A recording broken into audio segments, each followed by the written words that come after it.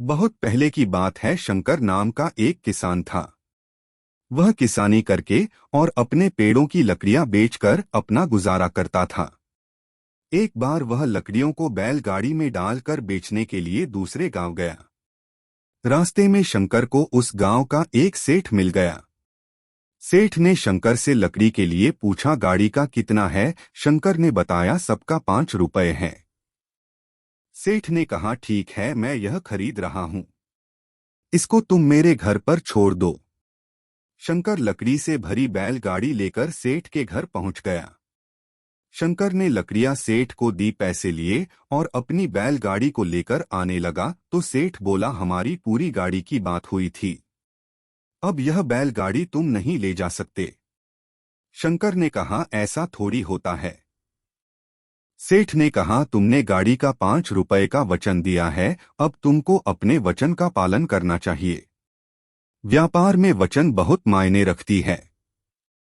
शंकर के काफी समझाने के बाद भी सेठ नहीं माना, जिससे उसको खाली हाथ ही लौटना पड़ा। घर पहुंचने पर उसके बेटों ने बैलगाड़ी के बारे में पूछा तो उसने सेठ की करतूत को उनको बता दिया। शंकर का सबसे छोटा बेटा होशियार था। उसने सेठ को सबक सिखाने की सोची। वह अगले दिन उसी तरह बैलगाड़ी में लकड़ियां डालकर उसी गांव की तरफ जाने लगा।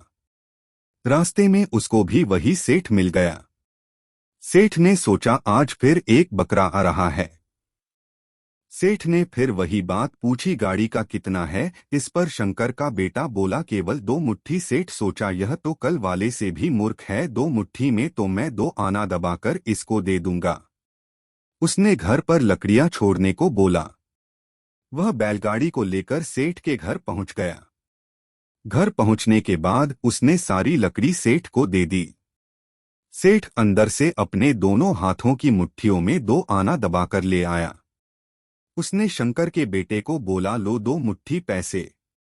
शंकर के बेटे ने चाकू निकाला और बोला, मैंने 2 मुट्ठी पैसे नहीं मांगे, मुझे तुम्हारी हाथ की मुट्ठियां चाहिए, और वह उनको काटने के लिए आगे बढ़ा। इस पर सेठ ने मना किया तो शंकर का बेटा बोला, तुमने वचन दिया है और व्यापार में वचन बहुत मायने रखती है।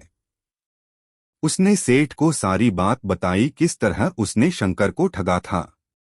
इस पर सेठ ने शंकर के बेटे से हाथ जोड़कर माफी मांगी और पहले की बैलगाड़ी और लकड़ियों का उचित मूल्य दिया।